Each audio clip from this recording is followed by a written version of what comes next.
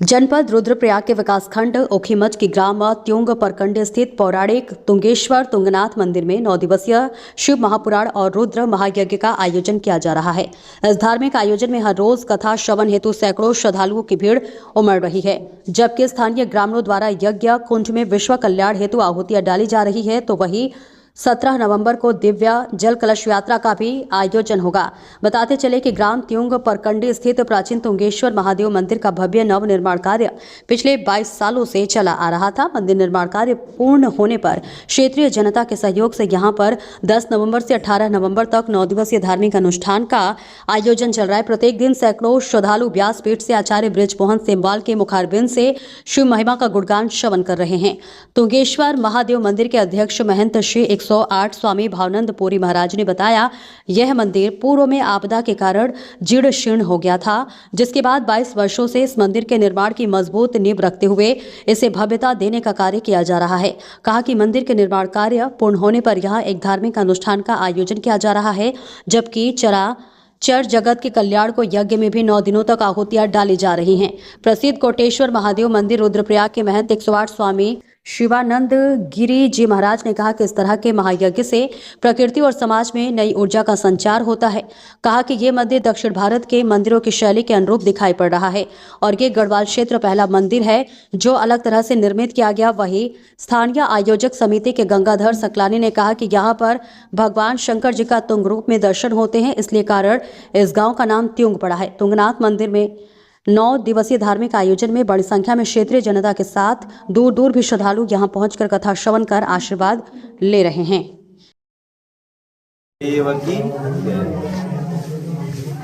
महारुद्रयज्ञ एवं शिव महापुराण का 9 दिवसीय आयोजन चल रहा है।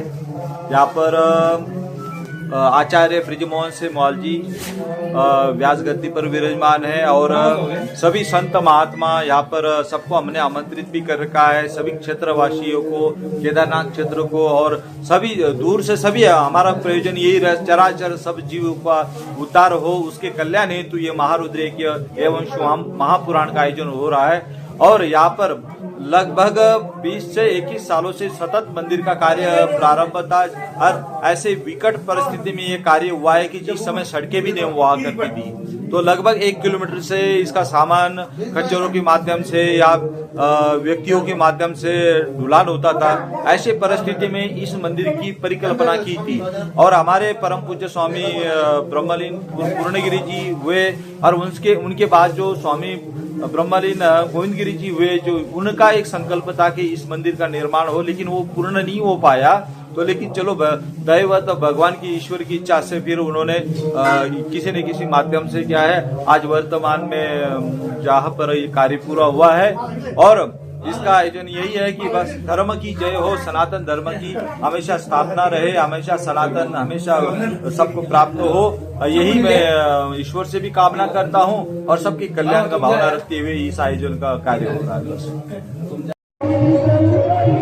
आप जो ये मंदिर देख रहे हैं, ये श्री तुंगेश्वर महादेव जी का मंदिर है। यहाँ पे जो है भगवान जो तुंगनाथ जी का जो मंदिर है, इसके जो निर्माण करता है मुख्य सूत्रधार जो हैं श्रीमान श्री 108 भावातीत पुरी जी महाराज, ये इन्होंने इस मंदिर का निर्माण एकदम दक्षिण साहित्य में किया, दक्षिण शिल्पी में किया।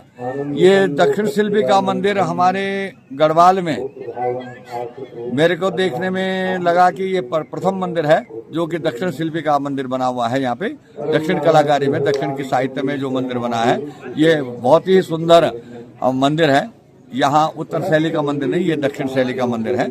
इस मंदिर के उद्घाटन पे यहाँ पे जो है प्राण प्रतिष्ठा महोत्सव पे यहाँ पे शिव महापुराण का आयोजन एवं होमात्मक 9 दिन का रुद्र महायज्ञ जो हो रहा है, ये मनुष्य की मनुष्य के कल्याण के लिए हो रहा है, जीव के कल्याण के लिए हो रहा है।